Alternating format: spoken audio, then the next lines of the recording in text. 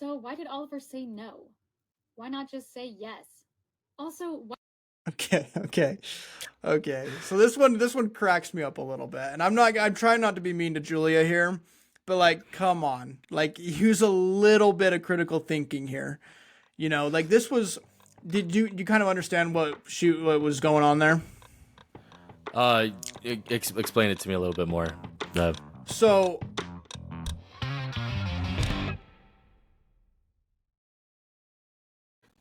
all right, cool.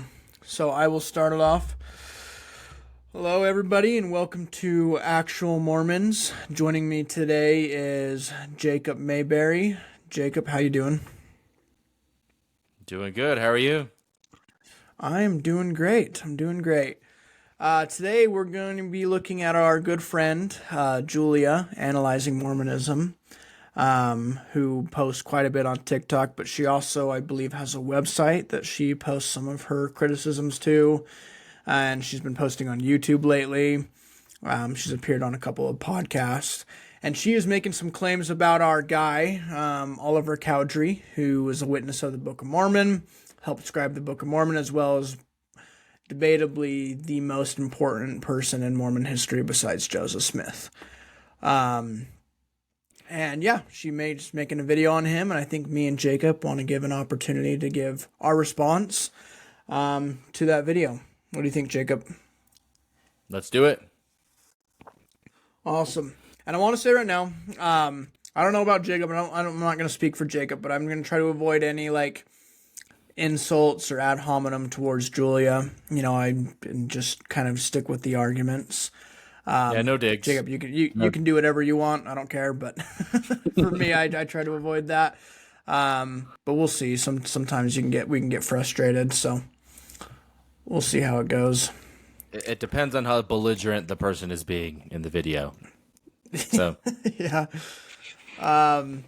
So here it is. We'll let her start it off. So Julia, why don't you go ahead? what do we know about Oliver Cowdrey? For starters, Oliver Cowdrey believed in divining rods.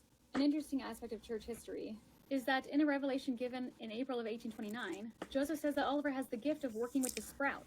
This is later changed to the gift of working with the rod, and its final change is the gift of Aaron. This makes way more sense knowing that he's talking about a divining rod. I mean, how else could he hold the gift in his hand? Another aspect. So, little subtle flex there with the divining rod.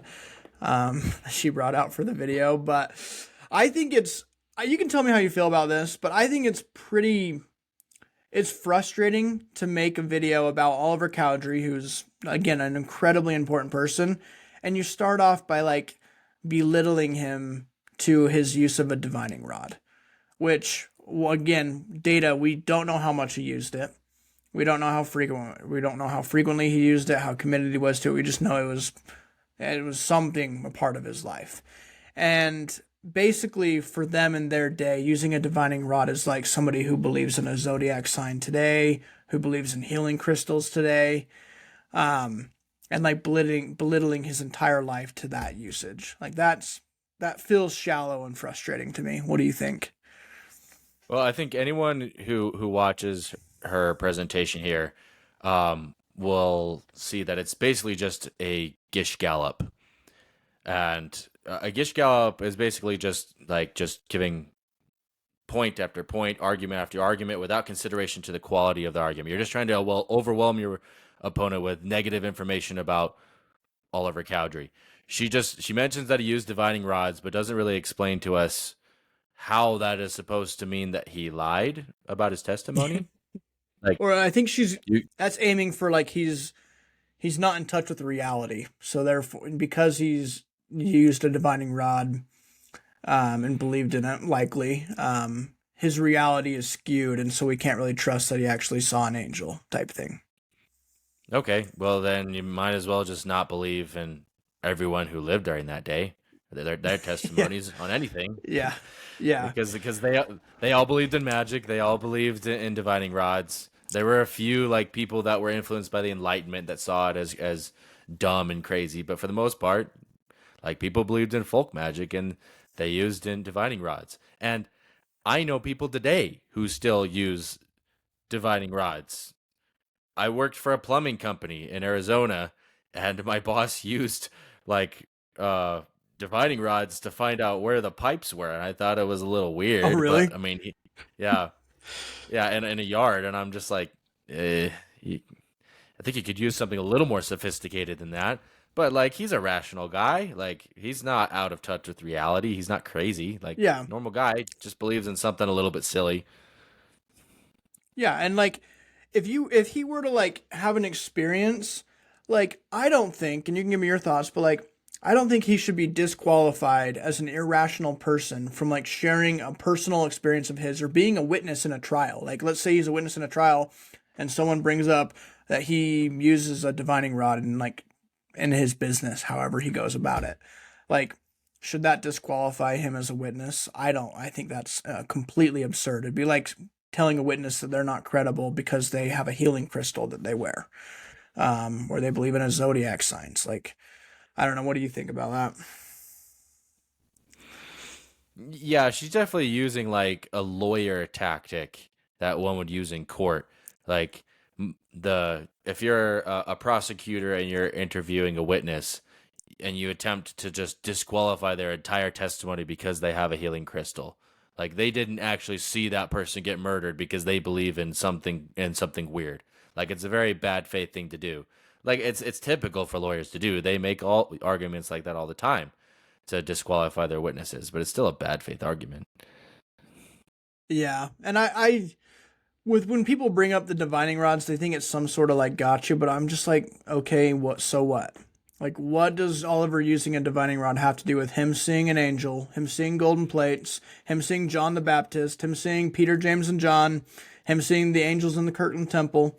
Like, what does that have to do with anything? He described these as physical, real experiences. Like, it doesn't, just because he practiced common folk, call it magic, whatever, of his day, it has nothing to do with him as a witness. So I feel like it's lazy. And especially to start off a video like about Oliver Cowdrey's life and just like going right into it just feels a little lazy and shallow. That's my take. Agree. So, all right, well, we will let Julia, we will let her keep going. We want to make sure she can give her full perspective and try to steel man her position, to the best of our ability. All right, Julia, tell us what else about Oliver. Hold the gift in his hand. Another aspect that many like to explore is that Oliver Cowdrey had close connections to the author of the View of the Hebrews. Sometime in 1833, Oliver caught Joseph Smith and interred him. Okay, so View of the Hebrews. Have you looked at View of the Hebrews at all? Yeah, I haven't read all of it, but I read like a third of it, and then I got distracted and started really? reading another book. Yeah, but I've It read is the most boring book ever. Yep. It's And I've read portions of it. I don't read books traditionally where I sit down and just read the whole thing through, but I've read quite a bit of View of the Hebrews, and it is unbelievably boring. Boring book. But you've probably have heard this argument before where they try to connect Oliver Cowdrey to View of the Hebrews because of his connection to Ethan Smith, the pastor of the church, who was the author of View of the Hebrews. You probably have heard that, right? Yep, I have. Awesome. So there's issues with Oliver Cowdrey and him lining up with a connection to Ethan Smith, but that's not even the issue here. The primary issue is Oliver Cowdrey met Joseph Smith after Joseph had already started production on the Book of Mormon. And so, like, Joseph and Martin Harris were figuring out the 116 pages, so Joseph is building this story already, and if he's a fraud, like, it makes no sense why Oliver Cowdrey would go and meet up with Joseph and then be like, hey, like, let's do this together and let's base it off this book from my old pastor. And like Joseph would scrap the story on the 116 pages and base it off the View of the Hebrews. But then wouldn't Martin recognize that he like scrapped the story? Like it falls apart so quickly. Like why would Joseph let Oliver in on the fraud immediately, assuming that like he brought View of the Hebrews with him? Why would he change the story of the 116 pages to base it off this random obscure book from this guy he just barely met? Like, the connection between it just has so many fatal flaws. I don't even know why people are bringing it up. I don't know. Do you have any thoughts on that? So you're saying that they try to use like that once Joseph was exposed to View of the Hebrews, he changed the story, and that's kind of what went down with the That's 116 pages. that's the assumption. So like when they say, "Oh, look at Oliver Cowdrey's connection to View of the Hebrews," the logical assumption that they're insinuating there is that Oliver Cowdrey brought View of the Hebrews with him when he went to go and meet Joseph Smith, and then it was basically convinced Joseph Smith to include him on the fraud and base the Book of Mormon on View of the Hebrews, even though Joseph had already produced the 116 pages by that point. So he would scrap all of the work that he was already doing to base it on this random obscure book that Oliver Cowdrey brought with him. Okay. Like, that's Well, a crazy argument. Yeah, for one thing, like I would say read Don Bradley's book on the 116 pages. Like, uh, it fits seamlessly with the story of the Book of Mormon we have in our hands now. Like Don Yep. Bradley was able to uncover like possible stories that were part of the 116 pages, and like it's not a radically different story. Like it includes more details about the Nephi's journey in Arabia. It includes more details about like the first King Mosiah, like a lot of details that went on in the Book of Omni. And this assumes that like there are like connections between View of the Hebrews and the Book of Mormon to begin with. Like I've read View of the Hebrews, and I'm like, really? Like I'm not seeing Yeah. any connections here. Yeah, that's a big one. Like, the Book of Mormon is not similar to View of the Hebrews. I don't like, you can list like vague parallels between the two books, but they are unbelievably different books, with very small overlapping similarities. They're not.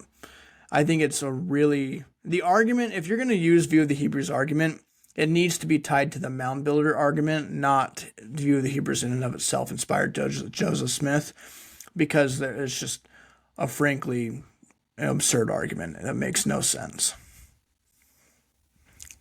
Agree. Yeah. And again, I don't like it. Why would Joseph, who just met Oliver Cowdrey, if he was able to do the Book of Mormon on his own, like he was doing with Martin Harris, then why would he include Oliver Cowdrey on the fraud once he meets him? That makes no sense either. Like, he wouldn't just include Oliver to base it off View of the Hebrew. It's a terrible argument. I hope it goes away, but it probably never will. But yeah, let's let Julia continue here. I have. Do we want to go over View of the Hebrews a little bit more? Because if you have any thoughts on View of the Hebrews, let me know. Well, I have Michael Ash's book, Shaken Faith Syndrome, pulled up, and he has like a really good passage in there, like shredding the argument about like the connection between View of the Hebrews and the Book of Mormon. If I could just read it off real quick. Yeah. Okay, so like normally I don't want to just quote stuff, but I'm doing this to show people that like apologists have done plenty to debunk this stuff.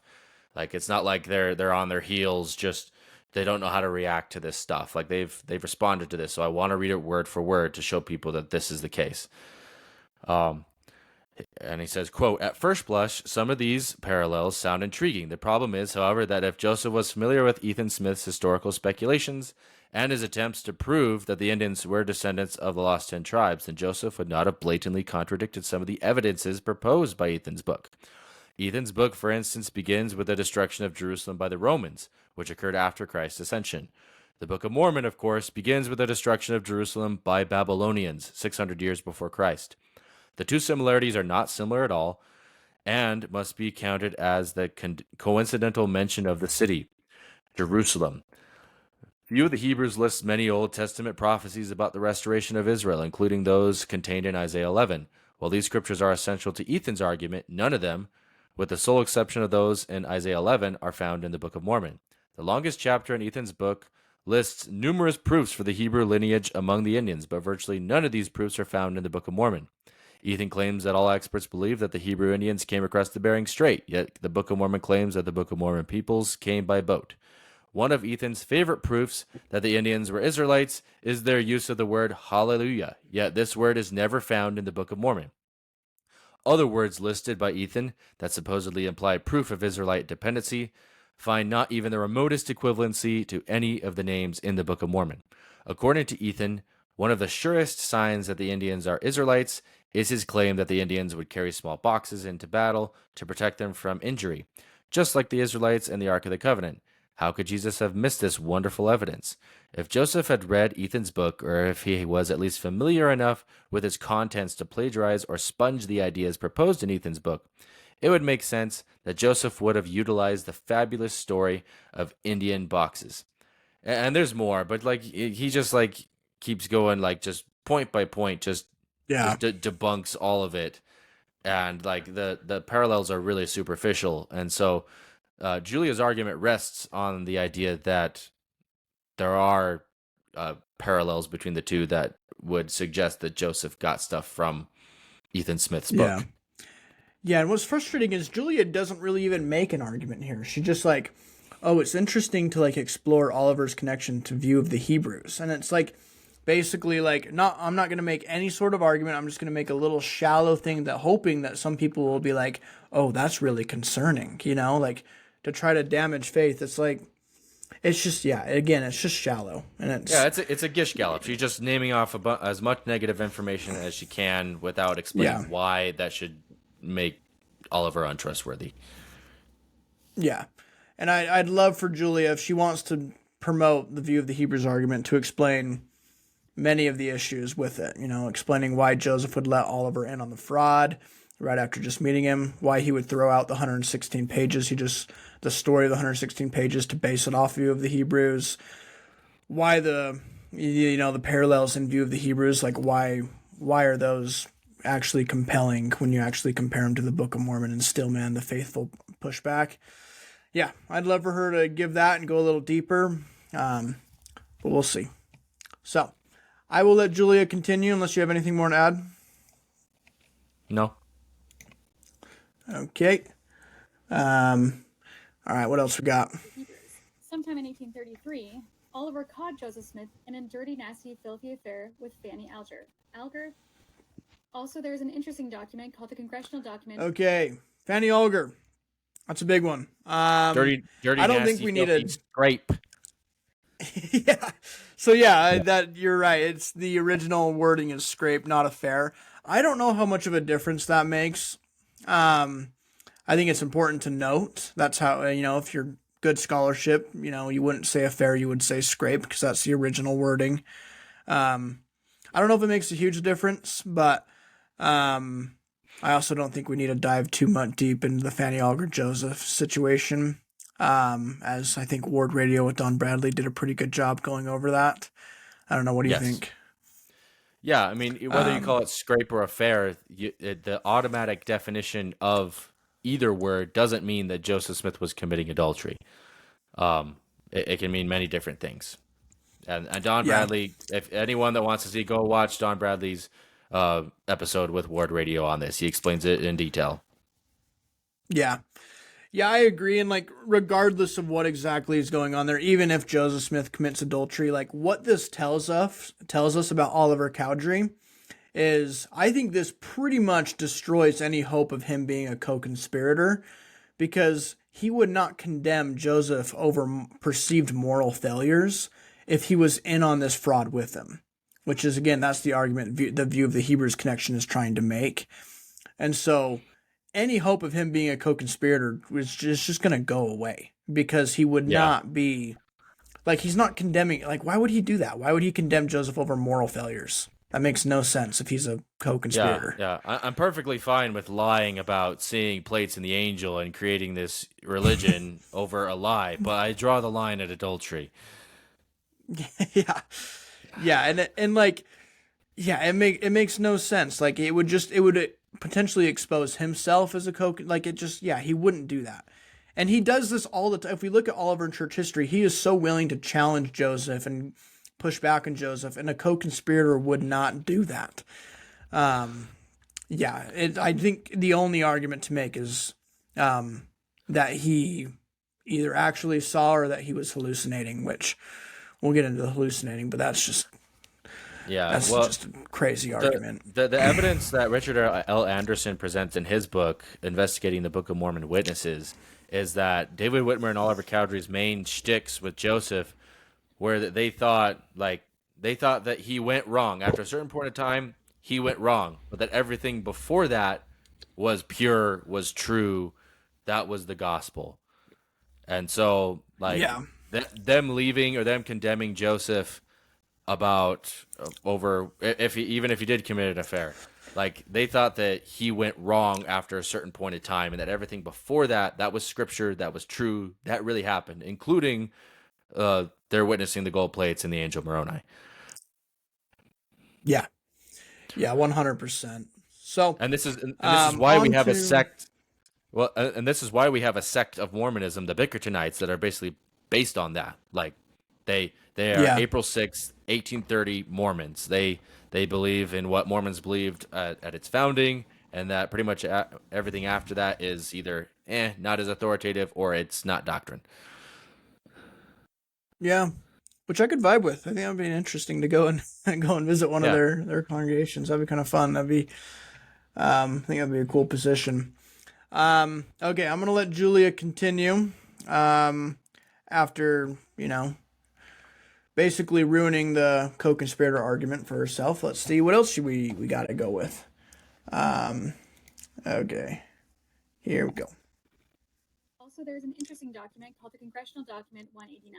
The beginning of it reads as follows: the testimony given before the judge of the 5th Judicial Circuit of the state of Missouri on the trial of Joseph Smith Jr. and others for high treason and other crimes against that state. In this document, Oliver Cowdrey is accused of uniting a gang, stealing and burning property, threatening mobs and attempting to bring those mobs, lying and cheating, making counterfeit bills and bogus coins. He instituted vexatious lawsuits. He set up a false pettifogger's office. He destroyed the reputation of many. But of course, he later rejoined the church, so it's okay. That's a weird straw man at the end.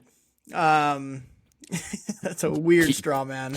Keyword is accused. How many of those was he convicted for? 0. I would love 0. So first and foremost, I would love for Julia to present any evidence that this was ever like in court. He was ever accused of anything. Like, I believe each of these things come from like his excommunication proceeding, where people were, I believe it was the Danites who were just trying to get him out of the church. Is that right? Are you familiar with that? Yeah, like, well, the congressional document, like, it brought up all those charges, and then his excommunication brought them up again. And Don Bradley says that basically most historians believe that it's all bullshit. Like, that it was either not true, or it was just like frivolous. So they were just trying to find any reason they could to get him out of the church and get him excommunicated. Yeah, and like, that feels, just citing a bunch of just baseless accusations against Oliver Cowdrey without providing any sort of court documentation on anything. That just feels silly to me. Like, I could go to anyone, even today. Like, you know how many things John Dehlin has been accused of by people who don't like him? I could find hundreds of things, and I could just cite them, and then just go, like, that's it. I wash my hands of this, Like, don't trust John Dehlin because of all these, like, it's crazy that, like, just repeating baseless accusations without providing even a shred of data that any of them are valid, and then just moving on like that. And for anyone watching this that's concerned that we're not like presenting more evidence to debunk what she's saying, like, she's making the positive argument. Like, the burden of evidence is on her. All we have to say is that's a bad argument and that's not good evidence, and move on. That's really all that this argument deserves. Yeah. Well, and like, there's like, if you're, I can't respond to stuff that's just like, that's baseless. It's just, you're right. I would need her to provide a little bit more data to validate these claims, and then we could actually talk about them. But I think Oliver, I'm going to read Oliver's own words, because he actually addressed this stuff, where he said, "And that I may not be misunderstood, let me say here that I have sought and only asked that my character might be exonerated from those charges which imputed to me the crimes of theft, forgery, etc. Those which all of my former associates know to be false. I have never asked to be excused or exempted from acknowledgement of any actual fault or wrong, for of these there are many, which it has always been my pleasure to confess. And I have cherished a hope, one of my fondest, that I might believe such a character as to those who might believe my testimony after I should be called hence, might do so only for the sake of truth, but might not blush for the private character of a man who only bore testimony. So that's Oliver addressing each of those things, and he acknowledges there that all of his associates believe that these things are false. So yeah, I would ask that Julia provide a little more data to validate anything that she just said. Agreed.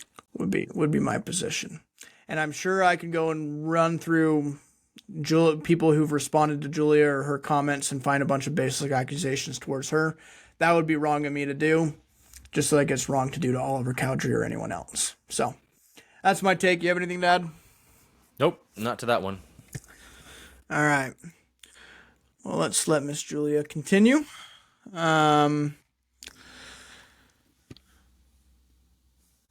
Yeah. Except, of course, later that year, they accused him of raising up his kingdom again with William McClellan. So that's kind of terrible. Later, he was even accused of committing adultery, although I haven't found very good evidence for that. But hey, at least he never denied So his again, with the testimony. weird straw mans. But hey, he came back to the church. But hey, at least he never, after repeating these basic accusations, these weird little, straw mans of our, the faithful position. I don't get that. I don't know what that's about. But with these two things, raising up kingdom with William McClellan and committing adultery, I scoured the internet trying to find what is going on here. But because it has overlapping keywords with the Fanny Alger situation, I couldn't find anything about this. I don't know if you have any insight. Well, I don't know about that specifically, but there are plenty of examples of the 3 witnesses and the 8 witnesses, going off and with Martin Harris with the Shakers and starting off their own thing. Some of them followed James Strang for a little while. Again, I'd encourage all of you to read Richard L. Anderson's book. He just shreds all of these arguments.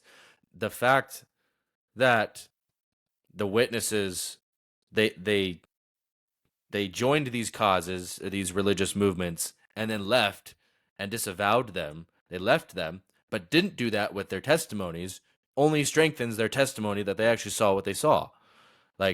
They didn't consistently support all of these little side journeys that they went on throughout their lives. They started them, and then they left them, and disavowed them in many cases.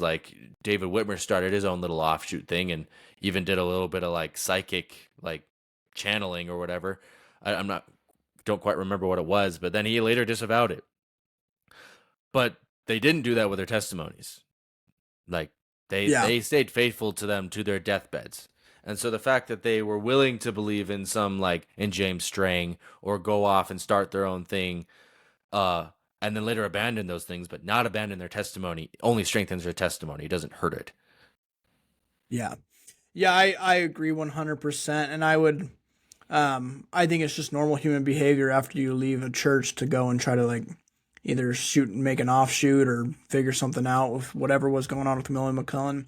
Again, I would ask Julia, I couldn't find anything based on what she's referring to here. So to provide a little more data so people can actually respond instead of these just really shallow accusations that, don't go anywhere. So, and I would put it back on Julia there. To reiterate what I said again is that David Whitmer, Martin Harris, Oliver Cowdrey, their shticks were that they thought that the church that Joseph started had gone astray, and they were trying to seek out the original Mormonism, the pure Mormonism, as it was when it was first formed. So, and whenever they join any offshoots like the Strangite movement or start their own things, it's an attempt to do that, which again strengthens their testimony because them viewing the angel on the plates was part of the beginnings of Mormonism. And if that's what they're trying to seek through joining those little offshoots and starting those offshoots, that only strengthens their testimony again. Yeah. All right, let's let her continue here. Go ahead, Julia. Except, wait a minute. According to the affidavit of G.J. Keene, on April 15th of 1885, he tells a different story. After leaving the Mormon Church, Oliver Cowdrey wanted to join the Methodist Church, but I think he was worried that his previous position as being a witness of the Book of Mormon might cause problems. Keene goes on to testify that, we then inquired of him if he had any objection to making a public recantation. He replied that he had objections, that in the first place it could do no good, that he had known several to do so, and they always regretted it, and in the second place, it would have a tendency to draw public attention, invite criticism, and bring him into contempt. But, said he, nevertheless, if the church require it, I will submit to it. But I authorize and desire you and the church to publish and make known my recantation. We did not demand it, but submitted his name to the church, and he was unanimously admitted a member thereof. At that time he arose and addressed the audience present, admitted his error and implored forgiveness, and said he was sorry and ashamed for his connection with Mormonism. This kind of sounds like a denial of his testimony, and a really good reason why he didn't do it publicly. And in the Latter-day Saint biographical... Okay, all right. So I think I'm glad she brought some data there. That's better than what we've gotten so far. The G.J. Keene affidavit. So a couple of the facts about this affidavit that I'll just give before we discuss. This was recorded about 40 years after it had supposedly happened. This was never corroborated by anybody. Nobody who was apparently, according to Gene J. Keene, who was there that day, never once corroborated. He gave this statement at the request of Arthur Deming, who was an anti-Mormon publisher who was probably trying to lead Keene to admit that Oliver had denied his testimony, and then equally respected citizens of that town who they claimed that Oliver actually never discussed Mormonism. He didn't want to discuss Mormonism because he was at odds with it right then. The citizens, William Henry Gibson, who was a judge, businessman, lawyer, and one of the town's most famous resident, and William Lang, the mayor and senator, both said that Oliver Cowdrey never denied his testimony or ever discussed Mormonism. So those are some of the facts around that account. You have any thoughts? Yeah, you'll notice that whenever critics are trying to attack the witnesses, they will always, always, always use second and third hand sources and hearsay sources. They won't use sources that come from the witnesses themselves or the people that were closest to them, because that won't help their argument. It's always the hostile second and third hand sources that say the most negative information about them, that they deny their testimony.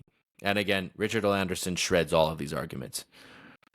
Yeah, and I think I wouldn't be surprised if there's some validity in that statement that G.J. Keene made. Because I wouldn't be, after he got excommunicated, I wouldn't be surprised if he was yeah, Mormonism as it is right now is pretty bunk. I'm not a part of that. I deny that. It doesn't mean he's denying his testimony of the Book of Mormon, just the movement and the religion in general, he would probably be at odds with. So that wouldn't surprise me. That checks his general attitude. Mormonism has gone astray, but I don't deny my testimony, which he did consistently throughout his life. He didn't deny it. Yeah. And if you're trying to present this G.J. Keene affidavit as him denying his testimony, you have to deal with all this. Each of these statements where he confirms his testimony throughout his life various times without contradiction. So to place that affidavit, painting it in the most pessimistic light possible, while ignoring all of these, is pretty sloppy. So that's my take. Anything else to add, or let her keep going? No, we can move on. All right. What else we got for us? We didn't do it publicly. And in the Latter-day Saint biographical encyclopedia, there's this story. A gentleman on a certain occasion addressed him as follows. Mr. Cowdrey, I see your name attached to this book. If you believe it to be true, why are you in Michigan? The gentleman read the names of the three witnesses and asked, Mr. Cowdrey, do you believe this book? No, sir, was the reply. Very well, continued the gentleman, but your name is attached to it. And you declare here that you saw an angel, and also the plates, from which the book purports to be translated. And now you say you don't believe it? Which time did you tell the truth? Oliver Cowdrey replied with emphasis, My name is attached to that book, and what I there have said is true. I did see this. I know I saw it. And faith has nothing to do with it, as perfect knowledge has swallowed up the faith, which I had in the work, knowing as I do that it is true. So why did Oliver say no? Why not just say yes? Also, why Okay. So this one cracks me up a little bit. And I'm trying not to be mean to Julia here, but like, come on. Like, use a little bit of critical thinking here. You know, like did you kind of understand what was going on there? Explain it to me a little bit more. So Oliver is asked, like, do you believe the Book of Mormon? And he says, no, sir. And then the guy is like, well, you're a witness and blah, blah, blah. And he's like, no, because I positively, like, basically know it to be true. It has nothing to do with belief. It's knowledge. And this was common rhetoric in their day. We see Martin Harris do the same thing with the Book of Mormon, where he's like, I don't believe it. I know it.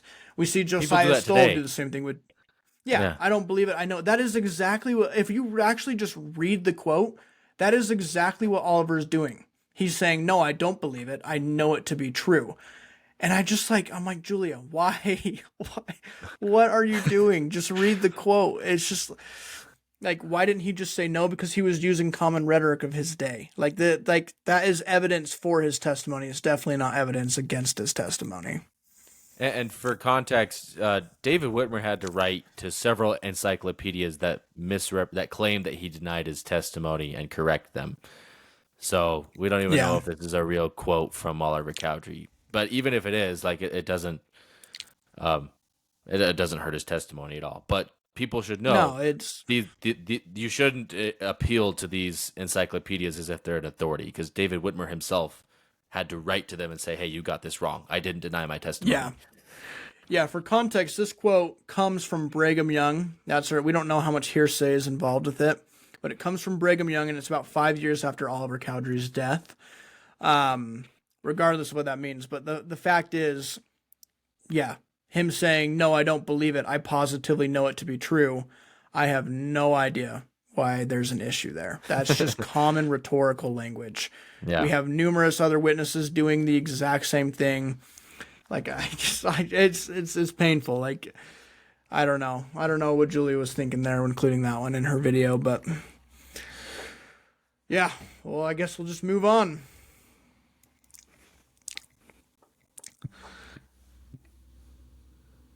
And cafeteria picking testimonies. Oliver believed that Joseph Smith was a fallen prophet, that he was having an affair with his wife, and that the Doctrine and Covenants was not to be believed. Why don't members of the church take his word for those things? Also, okay, so a little bit of rhetoric there, which is fun to respond to. My take is because those things are subjective. Oliver Cowdrey's a complex human being, and he's allowed to have an opinion on Joseph Smith, the church, the Doctrine and Covenants, Revelations, however he sees fit. Subjective. What's not subjective, did he see an angel or not? That's just a statement of reality. So, I don't know. What do you think? Yeah. Did he see the plates or not? Did he see the angel or not? Yeah. Pretty simple. Yeah. His opinion of Joseph Smith, like, it has nothing to do with whether he saw an angel or not. Like, he can believe Joseph Smith's a fallen, and the fact he came back to the church. So what's the deal here? What's he trying to prove? I think, I actually have a quote on this where it says, George A. Smith records this quote where he says, he bore testimony in those positive terms to the truth of the Book of Mormon, the restoration of the priesthood of the earth, and the mission of Joseph Smith as a prophet of the last days after he comes back to the church. So, yeah, I don't really know what point Julia is trying to make there, but... And again, I will keep driving this point home. Oliver and the witnesses, like, their shtick was that the church had gone astray, Joseph had gone astray, and their whole, like, they wanted to return to this pure Mormonism, the beginning Mormonism, when it first started. And so criticizing the church as it was then and after he left doesn't mean that he was denying his testimony. Yeah. And the fact that him and Martin both came back to the church, doesn't help whatever position Julia is trying to promote here. And honestly, if I was a witness of the Book of Mormon, I probably would have done the same thing. Like, if I was saw an angel, I had all these experiences, and then suddenly this guy's like starting to implement polygamy, and it's getting a little messy. Kirtland bank failure. I'm like, I don't think you're inspired anymore, and I probably would have dipped too. Yeah, so I don't blame them at all for having issue with Joseph or Doctrine and Covenants or whatever. That doesn't bother me at all. Well, and like stuff that we intuitively think would be a problem back then, like polygamy, it wasn't just that. Like, if you listen to the Standard of Truth podcast with Garrett Dirkmott, he says that a lot of people left the church over Doctrine and Covenants 76, because people back then, they believed in a black and white heaven and hell, and they believed in it very strongly. And so when Joseph Smith came out with this, like, there are three heavens, hardly anyone goes to eternal hell, lots of people had a problem with that. And so Yeah. So that I agree. My main point is, why don't we take his statements about Joseph or Doctrine and Covenants the same way we take his witness, because they're subjective. He's talking about his opinion versus sharing his experience. Entirely different. Yep. All right. I'm gonna let Julia continue. Here we go. Also, probably the most interesting piece of information that I found while doing this research is a poem from the Times and Seasons. The poem was written by John H. Johnson, and it was published on July 15th of 1841. There are two lines that are very important. Or the Book of Mormon not his word, because denied by Oliver. So it sounds to me like members in the 1840s believed that Oliver Cowdrey denied his testimony. Help me make sense of this. Okay, how are we gonna help her make sense of this? Well, let's read the full poem, and then I'm going to whip out Richard L. Anderson and just read directly from him on this one, because he does a bang up job just destroying this argument. So the full poem goes like this. It says, "Or prove the gospel was not true, because old Paul the saints could kill, because the Jews its author slew, and now reject the Savior still, or prove that Christ was not the Lord, because that Peter cursed and swore, or the Book of Mormon not his word, because denied by Oliver." So that's the full poem. And then here's Richard L. Anderson's take on it. He says, one must ask first what he specifically intended to say about Oliver, and then the exact source of his information before claiming that Johnson admitted Cowdrey's denial of his testimony. One must assume that denied is used in the narrow sense of renouncing, and not in the more general sense of setting aside the Book of Mormon in practice, though passively knowing it true. For instance, it is popularly said that Peter denied Christ, one of Johnson's examples. In reality, Peter did not deny Christ's divinity, but that was not in question. But he vehemently declined to be linked with Jesus at the high priest's house. Peter's denial by disassociating himself from Christ is parallel to Oliver's disassociation from the Book of Mormon by not actively promoting it for a time.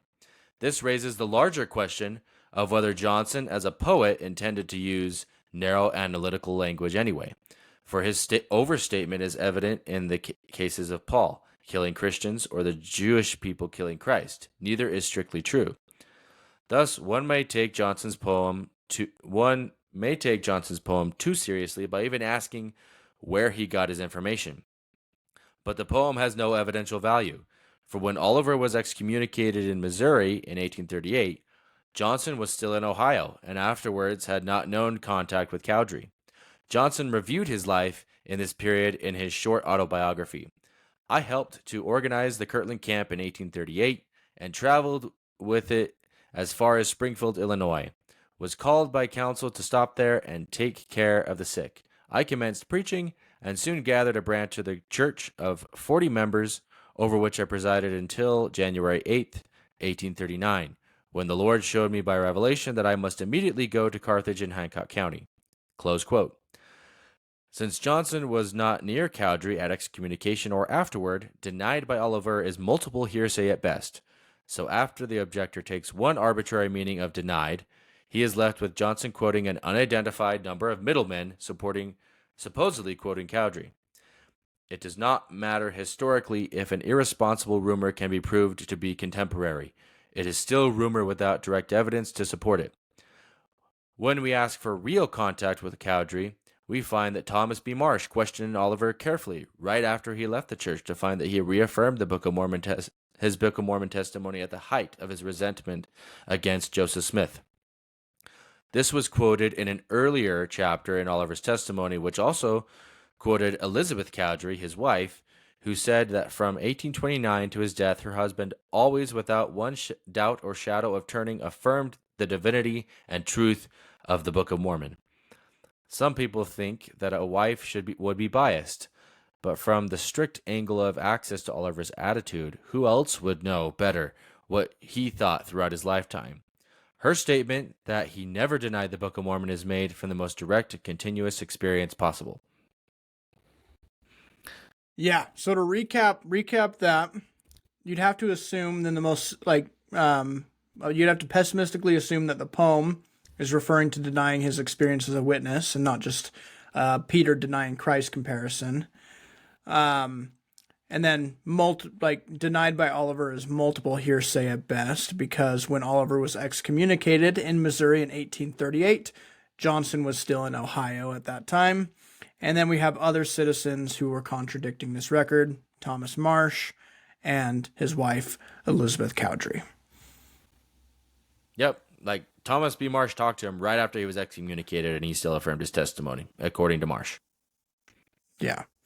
So I think this little denied by Oliver in this poem, I don't think it's a great evidence for him denying his testimony. The most pessimistic interpretation contradicts the best data that we have at the time. It's multiple hearsay, given that the different locations that they were when this dates to. And yeah, you have to pessimistically interpret it, not just to mean that he was using poetic language like Peter denying Christ. Yeah, she doesn't even give the whole poem either. Because if she doesn't get the whole poem.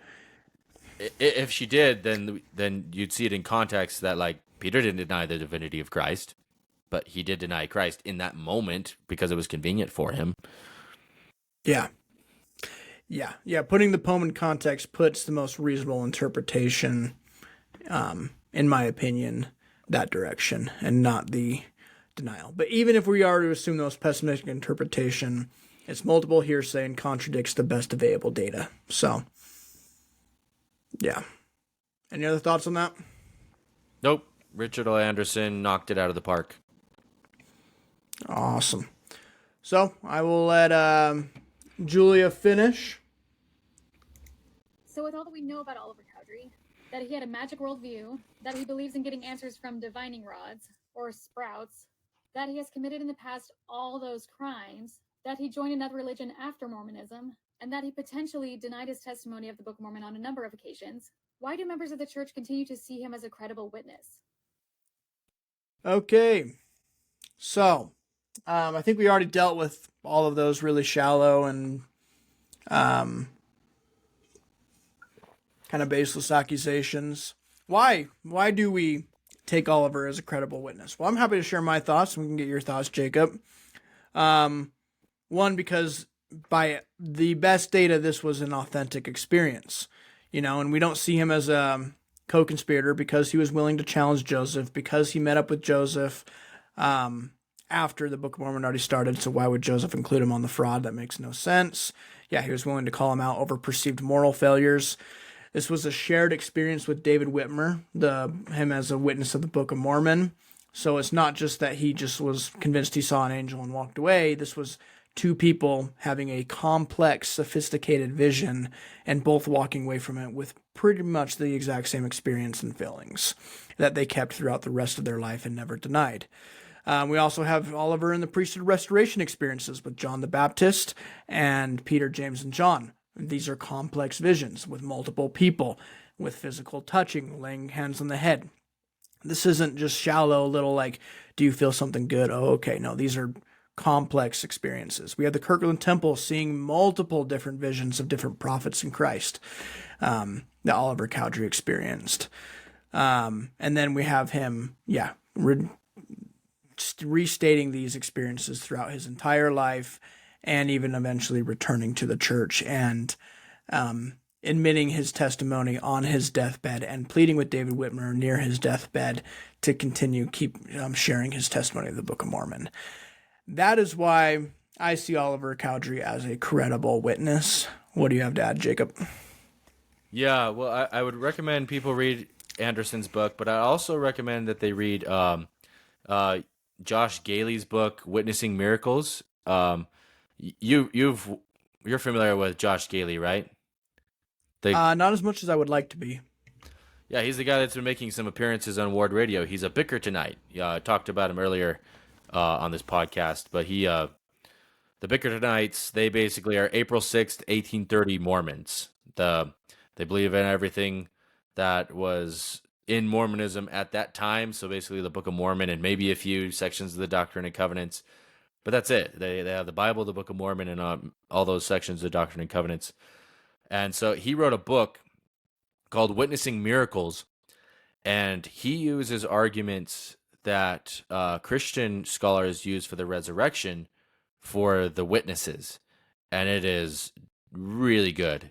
Like just a minimal facts, logical argument, just lays it all out. And one of the criteria he uses is called the criterion of embarrassment. So basically, if you share something embarrassing about yourself and you're willing to share it publicly, then that increases the likelihood that it's true. And so the fact that the church was willing to put the testimonies of 3 guys that eventually end up being excommunicated or leaving the church in their Book of Mormon as evidence that of its authenticity, that's embarrassing. Like the fact that they left the church. And so that increases the likelihood that it's true. And again, I want to keep driving home this fact. The fact that Oliver Cowdrey and the witnesses left the church and tried to start other movements is not evidence that their testimony wasn't true. Because when you look at the reasons why they did this, they were trying to regain original Mormonism. They were trying to feel the same feeling that they had, experience the same experiences, and regain that pure beginning of Mormonism that they thought had been lost as Mormonism was beginning to advance and move on and change. And so that is not evidence at all that their testimony wasn't true. If anything, it just means that they believed it so strongly that they were willing to leave Mormonism if they felt Joseph Smith was contradicting their early experiences.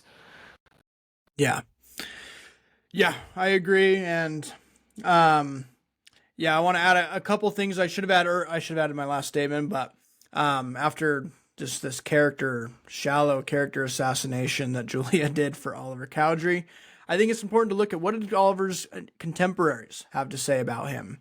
You know, Harvey Gibson described him as a able lawyer, agreeable, gentleman. William Lang described him as a great advocate. His manners were gentlemanly. He was polite, dignified, courteous. He was kind. He had a great. He was great at addressing a court and a jury in an intellectual manner. Brilliant, modest, reserved. He never spoke ill of anyone. He never complained. Horace Tenry described him as a man of sterling integrity, with sound and vigorous intellect, in every way worthy and capable and honest. John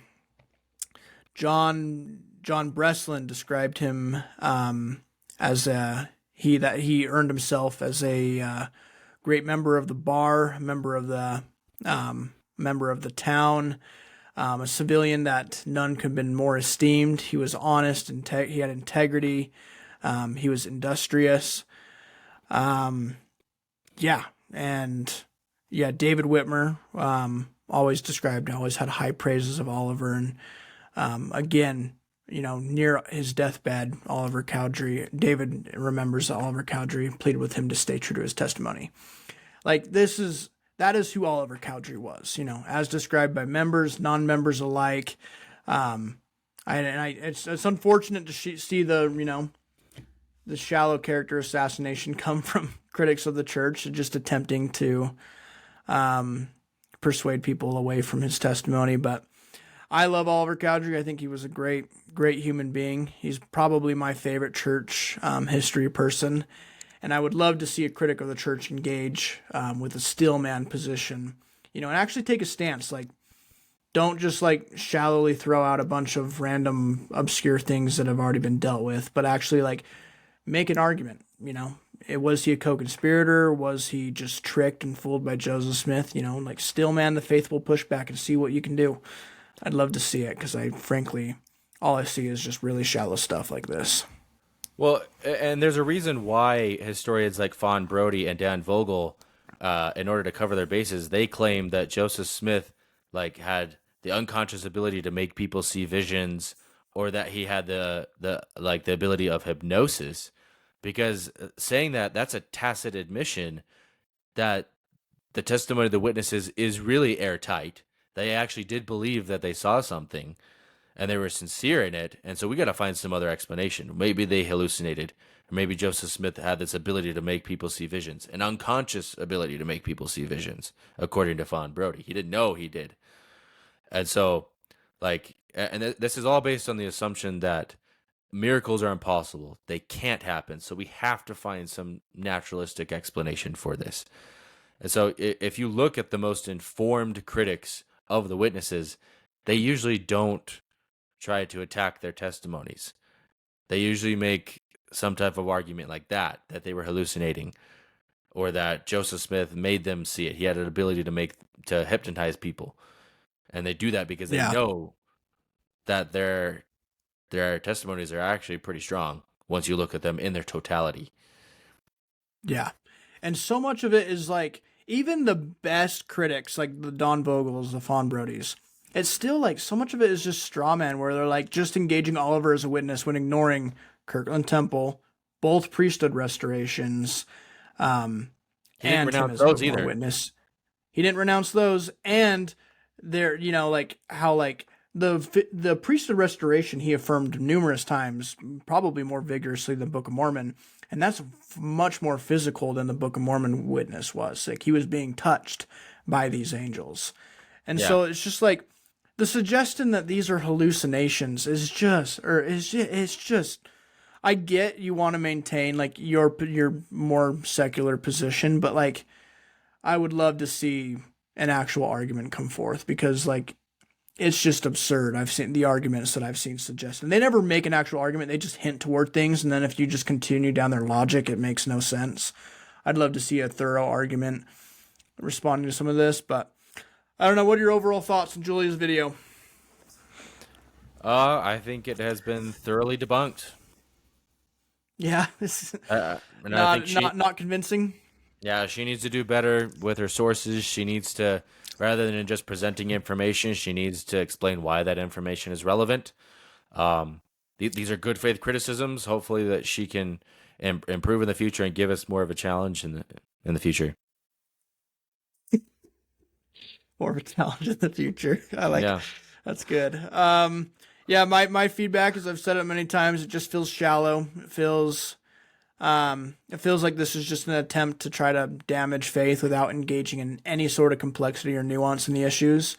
It's unfortunate that she cited a positive case and pretended as if that was a bad account when she's, a lot of unfortunate in there. Her using, I like the word, she used the word research in there. And I'm not trying to like ad hominem Julia here, because I know she works really hard and she does a lot, but like, it comes across to me as if like, remember the Nahum situation with Jasmine and her, how she made a video on Nahum, and how like she basically, to do her video, she just went and found a YouTube comment by Andrew, who may or may not exist and who may or may not have actually traveled Arabia, whoever. His claim to expertise was that he had visited the Arabian Peninsula and that he knew Arabic. Yeah. And so she just found this random comment and then made an entire video about Nahum based on his comment. Like, that's the level of like, I'm not trying to ad hominem her, but that's the level of research that I saw from Julia. And the video was so bad. It was so bad that like Jasmine, of all people, who never gets involved in anything. Jasmine doesn't want to be involved in anything, and, good on her. But like Jasmine felt the need to respond. And And now, since the whole idea of like a tribe versus location, I think has been pretty shredded by Yeah. Neil in his most recent article. So that's not even a conversation anymore. But yeah, and then I feel like there's a little bit of hypocrisy too. Like she made a video recently on how she was telling Don Bradley to do better on his research about the polygamy and how Joseph married like pregnant women. And I think there's a little bit of I think Julia needs a little bit of do better on this Oliver Cowdrey video. She needs and a little probably slice. a couple others. She needs a slice of humble pie, is what she needs with that comment. Like Don Bradley and Brian Hales, they collected like 4 to 5 times more documents than any other historian has on Joseph Smith's polygamy. They know more than anyone else on this subject, and she's lecturing him on to do better. Like, I would like to get Dawn on here to actually like go over her arguments. I don't know if we'd be able to accomplish that, but I'd love to see him actually he says he's open to it, but I would like to see him respond to her video. I'm seeing if I can find it here. Responding to Fair Mormon Don Bradley. This might be it. Is this the...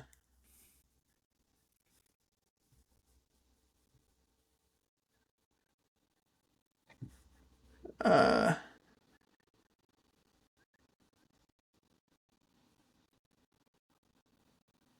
that's not the video. She's done a couple of videos on Don Bradley that might be worth looking at. I know we got a lot of stuff to respond to though, so we'll see where it fits in. She has a video on Nauvoo abortions that would also be fun for him to. Don Bradley would be he'd be a great one to. He would.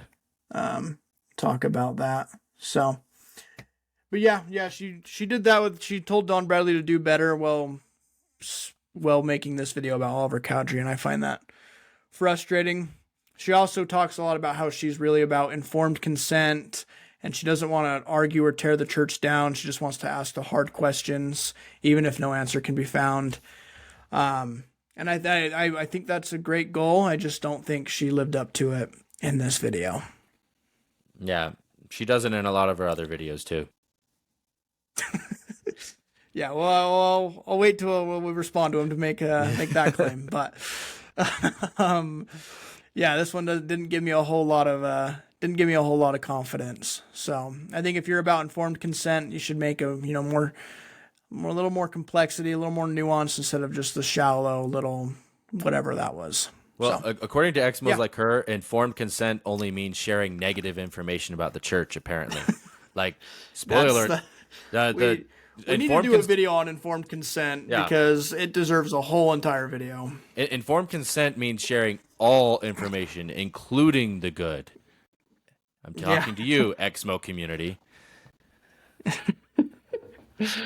Yeah, poke the bear. All right, well, good. Do you have any last thoughts before we close out? Nah, I'm good. All right, cool. All right, and if Julia wants to come and chat with us, I don't know if you're up for it, but I would be happy to let Julia come on. I'm more than happy to have a conversation with practically anybody as long as they're not, psychotic. So, yeah. I may have been overly harsh, but that's nothing compared to what Ward Radio does. I feel like overall our video was pretty good faith and wasn't trying to tear anyone down or attack anyone. So, yeah, I'm not trying to tear anyone. Again, I think Julia, she does work hard. I know she works hard. She has a website that she's worked really hard on.